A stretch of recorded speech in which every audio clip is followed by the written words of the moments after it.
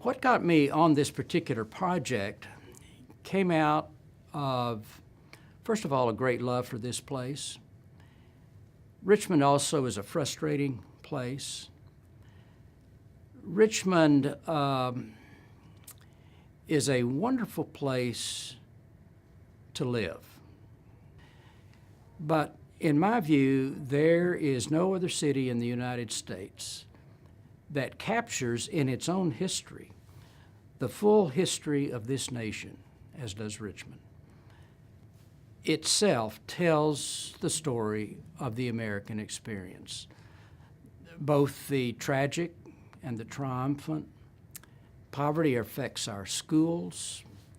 Obviously, it has great impact on housing, employment.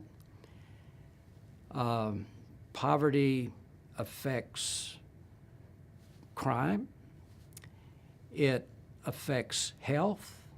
There was a recent study that noted that there is as much as a 20-year difference in life expectancy between people who live in parts of the city, for example, Gilpin Court and the other high poverty neighborhoods of the city, and people who live in affluent neighborhoods of this region. 20-year difference in life expectancy.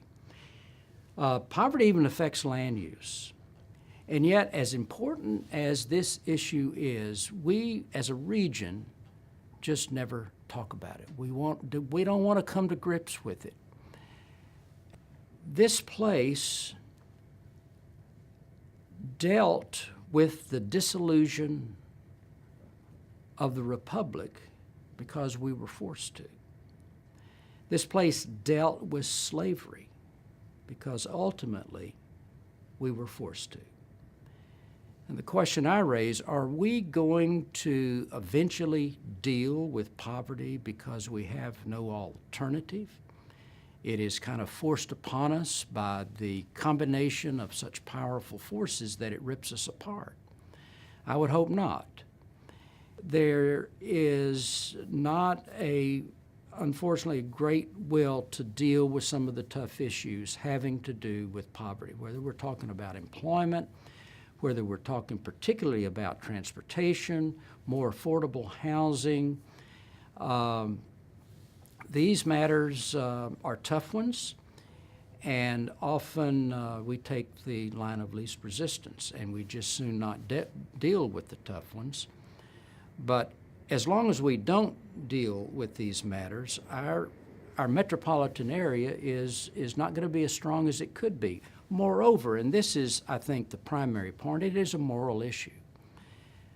How long are we going to permit thousands, tens of thousands of our neighbors, of citizens, to go without employment or decent employment, who don't have access to health care, and all of the other things that they experience on a daily basis? So it's a combination of really strengthening our metropolitan area. And it's also a question of doing what is good and what is right.